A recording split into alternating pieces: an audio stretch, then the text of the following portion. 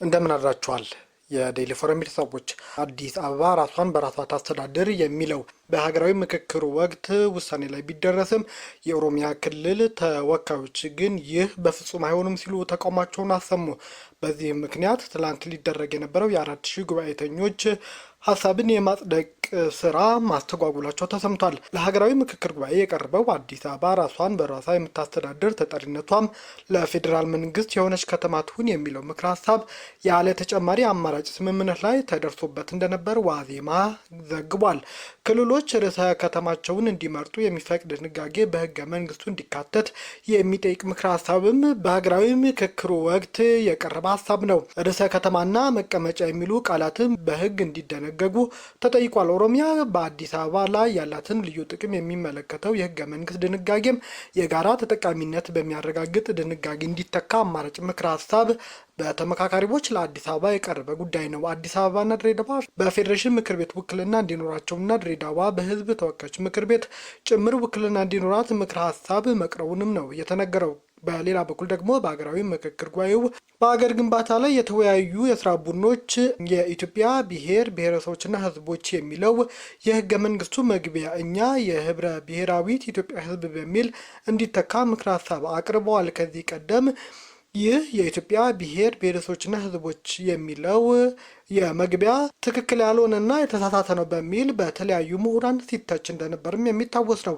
አማርኛ፣ አፋን ኦሮሞ፣ ትግርኛ፣ ሶማሌኛና አፋርኛ የፌዴራል ቋንቋ እንዲሆኑ በክልሎች መዝሙሮች ላይ ያሉ አሉታዊ ይዘቶች እንዲስተካከሉም በሀገራዊ ምክክሩ ወቅት የተወሰኑ ውሳኔዎች ናቸው። በክልሎች ውስጥ የሚከሰቱ ግጭቶች አስገዳጅ ሁኔታ ከፈጠሩ ያለ ክልሉ መንግስት ጥያቄ ፌዴራል መንግስት ጣልቃ እንዲገባ፣ በአካባቢው ያሉ ማንነቶች በአስተዳደር መዋቅሮች እንዲወከሉ የህገ መንግስት ፍርድ ቤት እንዲቋቋምና የኢትዮጵያ ህጋዊነት ታሪካዊ ድንበር ቀይ ባህር መሆኑ እንዲታወቅ የሚጠይቅ ምክረ ሀሳብ በአሁኑ ሰዓት በተካሄደውና የመጨረሻ ምዕራፍ ላይ በደረሰው በሀገራዊ ምክክሩ የተወሰነ ውሳኔ ነው። በሌላ በኩል ደግሞ በኢትዮጵያ የአዳዲስ ሃይማኖቶች ምዝገባ ጥብቅ እንዲሆን በሀገራዊ ምክክር ጉባኤ ወቅት መጠየቁ ተሰምቷል።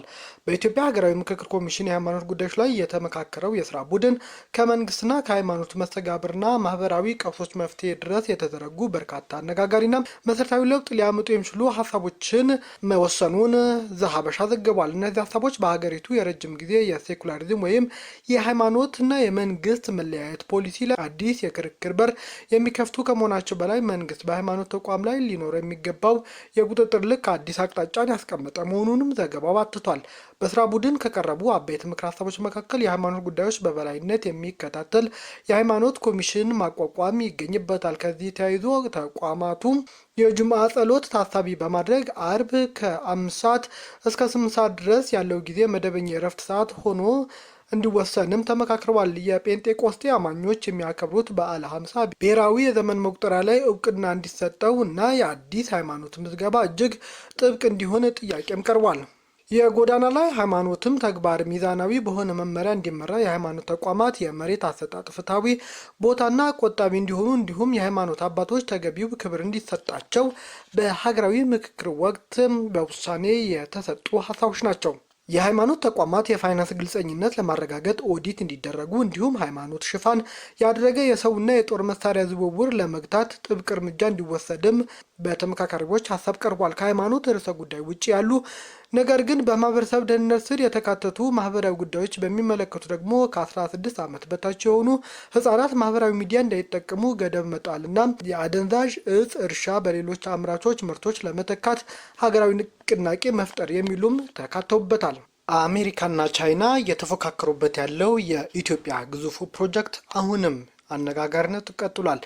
ከ12.5 ቢሊዮን ዶላር በላይ ወጪ ይደረግበታል ተብሎ የሚጠበቀውና ከአዲስ አበባ በቅርብ ርቀት የሚገነባው ግዙፉ የአውሮፕላን ማረፊያ በአሁኑ ወቅት በቦሌ ዓለም አቀፍ ኤርፖርት ላይ ያለውን የትራፊክ ጫና በዘላቂነት ያቀላል ተብሎም ተስፋ ተጥሎበታል። ሙሉ በሙሉ ፕሮጀክቱ ሲጠናቀቅ በዓመት እስከ 110 ሚሊዮን መንገደኞች የማስተናገድ አቅም እንዳለውም ነው እየተነገረለት ያለው። የኢትዮጵያ አየር መንገድ ሪፖርት ጠቅሶ ሮይተርስ እንደዘገበው ከሆነ የተርሚናሉ የበረራ ሜዳውና ተያያዥ የመንገድ ትስስሮች ግንባታ ለማካሄድ በእጩነት ከተለያዩ ዓለም አቀፍ ኩባንያዎች ውስጥ የቻይና ተቋማት ትልቁን ድርሻ ወስደዋል ሲል አስታውቋል። የቻይና ኮሚኒኬሽን ኮንስትራክሽን፣ ቻይና ሲቪል ኢንጂነሪንግ ኮንስትራክሽን፣ ቻይና ሮድ ኤንድ ብሪጅ እና ቤጂንግ አርባን ኮንስትራክሽን ግሩፕ የተባሉ ግዙፍ ተቋማት በእጩነት መካተታቸውንም ነው ሮይተርስ የዘገበው። በአጠቃላይ ለግንባታው ከተመረጡት 33 ተወዳዳሪዎች ውስጥ 15ቱ በቻይና ኩባንያዎች የሚመሩ ጥምረቶች መሆናቸውንና ቀጣዩ ሂደትም ወደ ይፋዊ የጨረታ ውድድር መሸጋገር እንደሆነም አየር መንገዱን ጠቅሶ አስታውቋል። በዚህ የጨረታ ሂደት የቻይናውያን ተቋማት የጣሊያኑ ዊቢዮልድ፣ የፈረንሳይ ቪንቺ፣ የደቡብ ኮሪያው ሳምሰንግ ሲ ኤንድ ቲ እንዲሁም የቱርኩ ካሊዮን እና አይሲ ታክስ የመሳሰሉ ስመጥር ዓለም አቀፍ ኩባንያዎች እንደሚወዳደሩም ይጠበቃል። የኢትዮጵያ ባለስልጣናት እንደገለጹት በ2030 እንደ ጎርጎሮሳውያን አቆጣጠር ሙሉ በሙሉ ይጠናቀቃል ተብሎ የታቀደለት የኢትዮጵያ አየር መንገድ ግዙፉ አውሮፕላን ማረፊያ ፕሮጀክት ሲመረቅ የአፍሪካ ትልቁ የአውሮፕላን ማረፊያ ይሆናል ተብሎም ተነግሯል። የአፍሪካ ልማት ባንክ ለግንባታው የሚሆን ፋይናንስ እያመቻቹ ካሉ ዋና ዋና ተቋማት አንዱ ሲሆን ለፕሮጀክቱ 500 ሚሊዮን ዶላር የገንዘብ ድጋፍ ያደርጋል ተብሏልም። ይህ የኢትዮጵያ ግዙፉ የመሰረተ ልማት ዝርጋታ ኬንያና ሩዋንዳን የመሳሰሉ የቀጠናው ሀገራት የቱሪዝምና የንግድ እንቅስቃሴያቸውን ለማሳደግ በአቪዬሽን ዘርፉ እያደረጉት ያለው ከፍተኛ ፉክክር ይበልጥ የሚያጋግለው የሚያጠነክረውም ይሆናል ተብሎም ተስፋ ተጥሎበታል። ኢራን ድጋሚ የተኩስ አቁም ስምምነት ከአሜሪካ ጋር ማድረግ አልፈልግም ስትል አስታወቀች። ኢራን ከአሜሪካ ጋር ሌላ ጊዜያዊ ተኩስ አቁም ስምምነት የማድረግ ፍላጎት እንደሌላት ማስታወቋንም ነው መገናኛ ብዙሃን ያስታወቁት። በኢስላማባድ የተፈጸመው የ60 ቀናት ተኩስ አቁም ስምምነት ሰኞ ዕለት የተጠናቀቀ ቢሆንም በእነዚህ ወቅቶች ሁለቱም ስምምነቱ በመጣስ ሲካሰሱ መቆየታቸው ይታወሳል። የቀነ ገደቡ መጠናቀቅ አስመልክተው የኢራን ውጭ ጉዳይ ሚኒስትር አባስ አራግቺ በሰጡት መግለጫ ሀገራቸው ከዚህ በኋላ ጊዜያዊ የተኩስ አቁም ስምምነት ከአሜሪካ ጋር ማድረግ እንደማትፈልግ አረጋግጠዋል። ፍላጎቱ ጦርነቱን በዘላቂነት ለማቆም የሚያስችል ስምምነት ላይ መድረስ ብቻ ነው የኢራን ያሉት ሚኒስትሩ፣ በአሁኑ ወቅት ግን አሜሪካ ቀጥተኛ ድርድር ለማድረግ ውሳኔ ላይ እንዳልደረሰች ተናግረዋል። በሌላ በኩል ግን የኢራን ዋና ተደራዳሪ የሆኑት የፓርላማው አፈጉባኤ መሐመድ ጋሊባፍ አሜሪካ በኢራን ላይ የጣለችውን የመርከቦች እገዳ እስከምታነሳ፣ የነዳጅ ማዕቀብ እስከሚነሳ፣ የታገዱ ገንዘቦች እስከሚለቀቁና ወታደራዊ እንቅስቃሴዎች እስከሚቆሙ ድረስ የሆርሙዝ ሰርጥ ዝግ ይሆናልን ብለዋል። ጨምሮም አሜሪካ እያደረገች ያለው ጫና ከኢስላማባድ ጋር የተኩስ አቁም ስምምነት በኋላ ሌላ የተኩስ አቁም ስምምነት እንድትፈጽም የማስገደድ መሆኑንም ያስታወቁት የአሜሪካ ፕሬዝዳንት ዶናልድ ትራምፕ በበኩላቸው ከኢራን ጋር አሁንም የሚደረግም ሆነ የታቀደ ድርድር እንደሌለም ነው እያስታወቁ ያሉት። ታዲያ የኢራን የውጭ ጉዳይ ሚኒስትር በመግለጫቸው እንዳስታወቁት ከሆነ የአሜሪካ የኢኮኖሚ ጦርነት አሜሪካ ለተጨማሪ ሽንፈት ይዳረጋታል ሲሉም አስጠንቅቀዋል። አራግቺ በኤክስ ገጻቸው ላይ የኢኮኖሚ ጦርነት የሚባለው ከአሜሪካ ቀውስ ትኩረት ለማስቀየር የተወሰደ እንደሆነ በመግለጽ የሀገሪቱ ብሔራዊ ዕዳ 40 ትሪሊየን ዶላር መድረሱን ከቀውሶቹ አንዱ አድርገው አስታውቀዋል። ያልተሳካ ፖሊሲዎች አቅልሎ መመልከት የበለጠ ሽንፈትና የኢራናውያንን ጠላትነት ያመጣል ያሉት አራግቺ የአሜሪካ የኢኮኖሚያዊ ሽብርተኝነት ብለው የጠሩት በዓለም አቀፍ ደረጃ ያለውን ምጣኔ ሀብትና ሉዓላዊነት አደጋ ላይ የሚጥል ነው ሲሉ ማስጠንቀቀዋል። የኢራን ምክትል ውጭ ጉዳይ ሚኒስትር ካዜም ጋሪባባዲ በኤክስ ገጻቸው ላይ አሜሪካ ወታደራዊ ዓላማዎቿን ማሳካት ባለመቻሏ ወደ ኢኮኖሚ ጦርነት ፊቷን አዙራለች ብለዋል። ኢራን ልትሸነፍ መቃረቧን ከውድቀት አፋፍ ላይ መሆኗን ይናገራሉ። ነገር ግን አጋሮቻቸው እንዲረዷቸው በየጊዜው እየተማጸኑ ሲሉም ነው ጋሪባባዲ የተናገሩት። ችግሩ የእነሱ የተሳሳተ ስሌት ነው። ለመሸፋፈን በመወከሩ ቁጥር ለራሳቸው የበለጠ ውድቀት ይፈጥራሉም ብለዋል። መከላከያው የጦርነቱን ዓላማዎችን ማሳካት አልቻለም፣ እናም አሁን የሚቀጥለው ውድቀት ኢኮኖሚያዊ ጦርነት ነው ሲሉም አስታውቀዋል። የሀገሪቱ ከፍተኛ ባለስልጣናት ይህንን ያሉት ትራምፕ ረቡዕ ዕለት እስካሁን የትኛውም አጋር ላይ ከተወሰደው የምጣኔ ሀብት ጫናዎች በበለጠ አድቃቂ የሆነ ኢኮኖሚ እርምጃዎች ኢራን ላይ ይወሰዳል ሲሉም ከዛቱ በኋላ ነው። አብርሃም ሊንከን ግዙፍ የጦር ተሸካሚ መርከብን የሚተካው የጆርጅ ዋሽንግተን መርከብ ወደ መካከለኛው ምስራቅ መድረሱ ተነግሯል።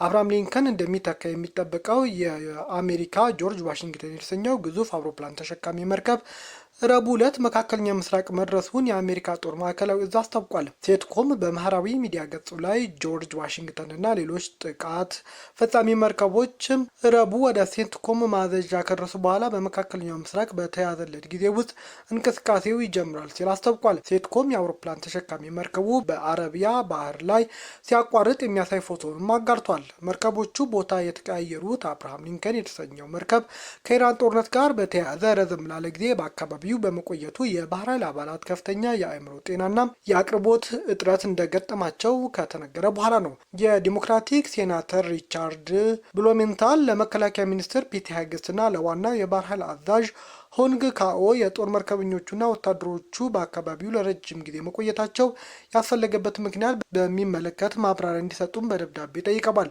ብሎመንታል የአቅርቦት እጥረት፣ የውሃ ብክለት፣ የቧንቧ ችግሮች፣ የአእምሮ ጤና፣ የደህንነት ስጋቶች፣ ከወዳጅ ዘመድ የሚላክ ጥቅሎች በጉዞ ውስጥ መዘግየታቸውና ዋና ዋና የፖስታ መልእክቶች መስተጓጎል እንደገጠማቸውም ዘርዝረዋል።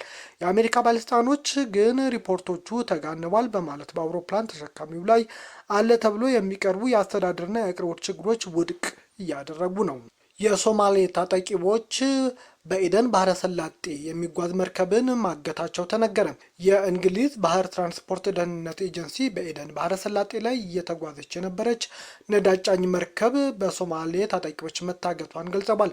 ኤጀንሲው በኤደን ባህረ ሰላጤ ላይ እየተጓዘች የነበረችው ነዳጅ ጫኝ መርከብ 6 የታጠቁ ሰዎች አስገድደው ወደ ሶማሊያ አቅራቢያ መውሰዳቸውንም ነው ያስታወቀው። ኤጀንሲው በኤክስ ገጹ ላይ ባወጣው መግለጫ መርከቧ ላይ 6 የታጠቁ ሰዎች ተሳፍረው ወደ ሶማሊያ እየወሰዷት መሆኑን ማረጋገጫ ደርሶኛል ብሏል። ኤጀንሲው አክሎም ባለስልጣናቱ ክስተቱን እየመረመሩ መሆኑን ገልጾ አካባቢው የሚያቋርጡ መርከቦች ጥንቃቄ እንዲያደርጉና አጠራጣሪ እንቅስቃሴዎች ሪፖርት እንዲያደርጉ አሳስቧል። መርከቧን ያገቱት ቡድኖች እነማን እንደሆኑ እስካሁን ይፋ የተደረገ ነገር የለም። የየመን ሁቲ ቡድን በሐምሌ ወር ከሳውዲ አረቢያ ጋር በተያያዘ መርከቦች ላይ እገታ እንደሚጥል ካወጀ በኋላም የቀጥናው የባህር መስመሮች በተለይ ቀይ ባህርና የኤደን ባህረ ሰላጤ ከፍተኛ ውጥረት ውስጥ ገብቷል። ሳውዲ አረቢያ በኋላ በባብ አልማንደብ ወሽመጥ ውስጥ የመርከብ እንቅስቃሴ ነጻነት ለመጠበቅ በሚል የባህር ኃይል ጥምረት መመስረቷ አስታውቃለች።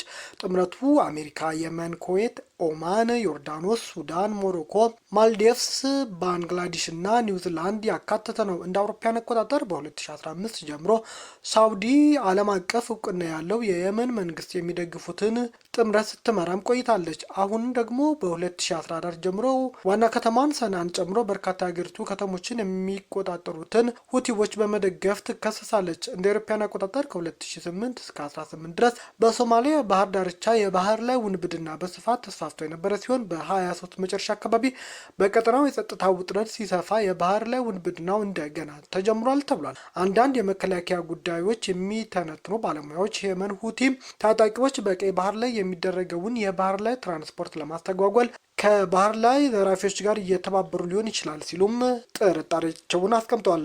ኢራን አሜሪካ በሆርሙዝ የባህር ወሽመጥ ላይ በጣለችው የባህር ላይ እገዳ ምላሽ ለመስጠት እንዲህ አይነት እርምጃዎች እንደምትወስድ መጀመሪያ ማስጠንቀቂያ ነበር። ቤተሰቦች ቪዲዮዎችን ላይክ አድርጉ፣ ለሌሎች ተደራሽ እንዲሆንም ሼር አድርጉ። አዲስ የሆናችሁ ደግሞ ሰብስክራይብ በማድረግ ቤተሰብ ይሁኑ። ሰናይ ጊዜ